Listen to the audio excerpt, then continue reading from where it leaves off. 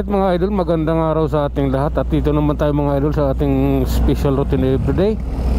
Tayo papasok sa trabaho mga idol, patungo tayo ng Makati City. At syempre, nandito tayo sa MacArthur Highway. Hi jeep mga idol. At mabuhay ang bansang Pilipinas. Ang tanong mga idol, kumusta ang birthday celebration ng dating presidente ng Pinas? Yung birthday celebration niya kahapon. Ang tanong, pwede ba pang Guinness Book Record? Pwede ba pang Guinness yun mga idol? Puro puto-putang pwede yun mga idol. Kita nyo naman oh. Buong Pilipinas, buong mundo naki-birthday.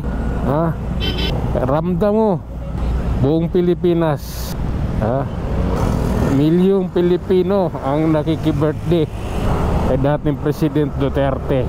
Kita mo yan, pang Guinness Book Record talaga yun. Talagang nakaano na yun.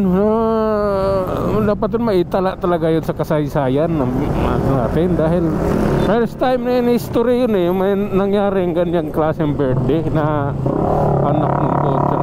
Dito sa Manila, sa Minjula, marami. Bawat probinsya marami. Sa Davao City ang dami. Sabi nga nung sabi ng Bias Media, 100,000 of people. 100,000 of people. Putang ang dami nun sa Davao, Cotabato, Davao del Sur, Davao del Norte, Davao de Oro.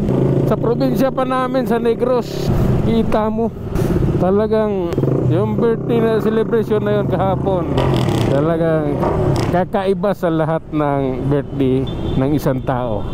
Dahil sa nangyari na yon kahapon, talagang mapapabilib talaga ang bawat tao.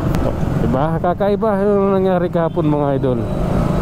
Kaya dapat pang Guinness talaga yon. Kung yung pagnanakaw ni Marcos noon, senior, ay nasa Guinness, dapat yung birthday ni President Duterte ngayon pang Guinness din. Diba? Yung pagnanakaw nasa Guinness, tapos yung wala, dapat meron. Diba mga idol? Anuhin lang natin, himay-himayin lang natin yung mga pangyayari. Tingnan natin bawat lugar or bawat probinsya sa buong bansa, tapos sa ibang bansa din. Makikita mo na talagang nag-celebrate ang mga Pilipino sa buong mundo.